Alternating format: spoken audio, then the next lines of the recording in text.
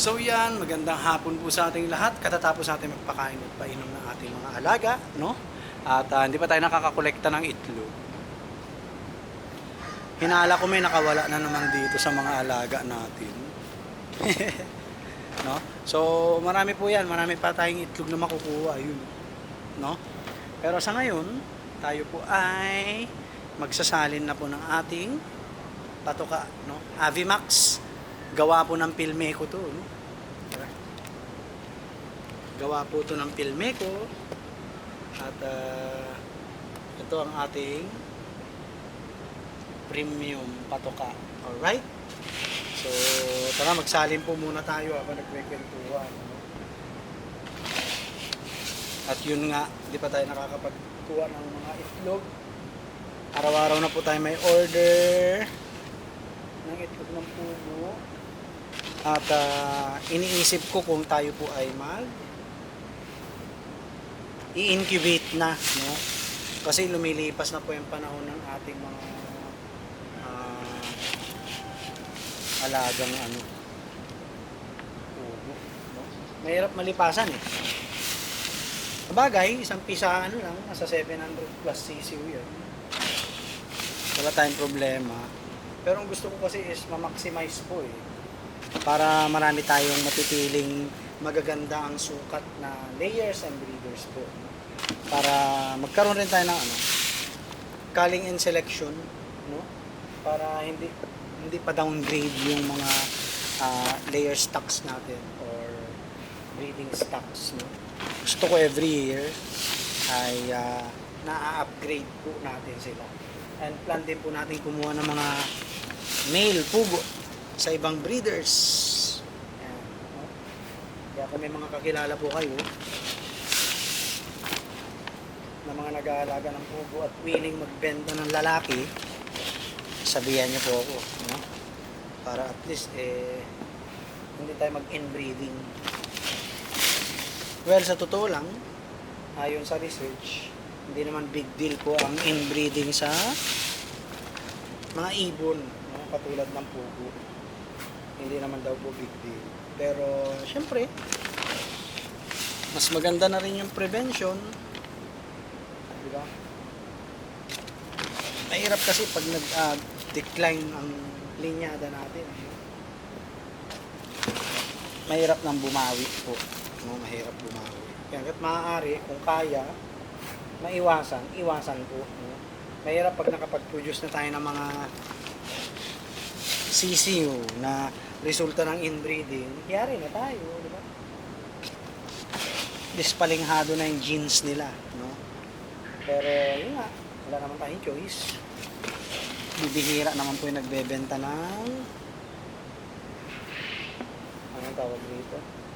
Bibihira po yung nagbebenta ng mga pugo, no, na 100 heads, ganyan po. Usually maramihan po yan. Kaya nga nagtataka ako dun sa tropa natin, eh, diba? Na nag-iinit. So yan. Punuin na natin yun. Punuin na natin. Ayan, oh. Ito, Avimax po ay pampugo po talaga to, no? Ayan. Okay. Pampugo po talaga to. Ayan, mahaba po ang ating video, no? Pasensya na. Wala na tayong time talagang gumawa ng video. Ultimo, pagtatakal ng feeds, ginagawa na natin ng content. Diba? So, bawing-bawi na yung pinambili natin ng feeds, no?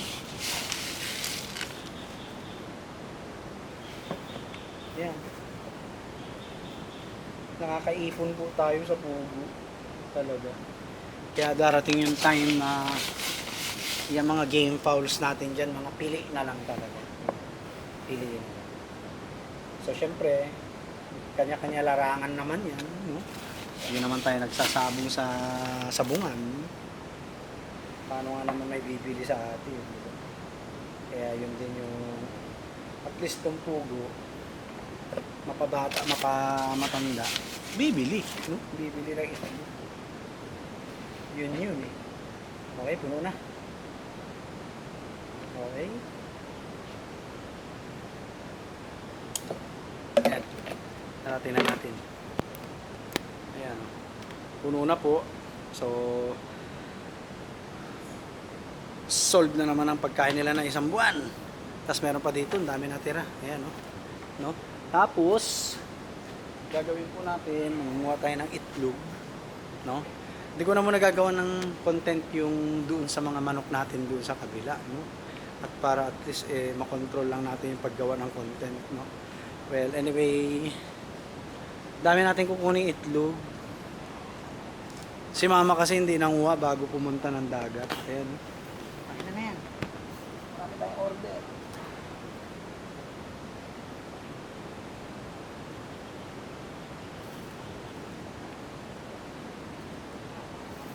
Oh, tiya. Ay, shit. Sorry. Diyan mo na yan.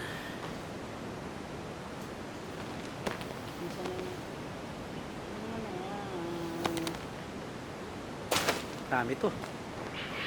Oh, naka-anim na agad tayo dyan. Dito, yun, dami oh.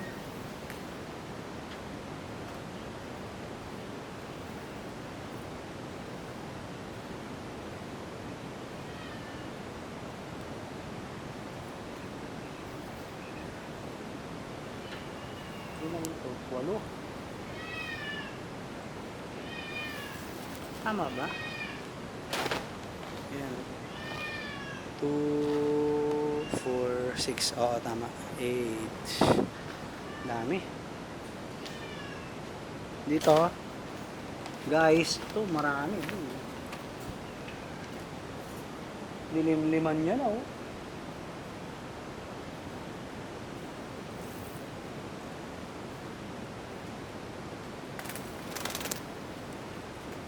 Ito marami. Yan, oh. 2, 4, 6, 8, 10, 12. Right?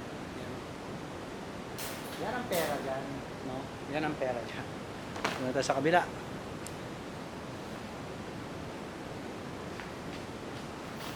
Sarap lang din manguha-nguha ng mga itlog. Dito wala gaano nangingitlog. Dito marami.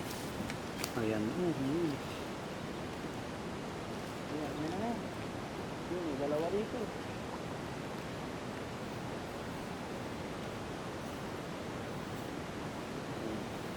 Wala na yan. Sabi.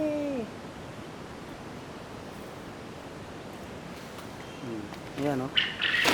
Meron tayong 2, 4, 6, 8. Pagod na ako, boy. Turo natin ang maghapon.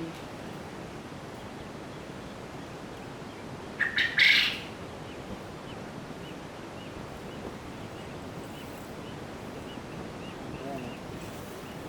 Dami nito. Mamaya pa po to, marami pa. 4, 6, 7. Ay. So hindi pa tayo nakapagpainom. Dadagdagan na lang naman natin yan. Pasok ko na to. Kasi pinaglalaruan ng pusa, no? Ayan, ang dami natin, no? Ito po yun. No? Ito yung tinatawag nating pera dyan. Kahit sabihin mo pa 150 lang yan. Lalo pag marami na yung breeders natin. Ay, grabe po. Yun, no? Wala po si mama, no? Siya ay nasa dagat. Nagmana po sa akin yun mahilig sa dagat, no? Pero ngayon, dahil medyo tumatanda na tayo, yan. Alright? So ito papasok na natin doon, no? So, yan, paano may nagawa tayo ng ulekta, nagpakain at nagpainom ng mga alagang manok at pugo, nagsalin ng feeds, ayan, tapos nangolekta tayo ng itlog, no? Yan, automatic yan, may order na po, no? So, yun lang po. God bless po sa ating lahat. Peace!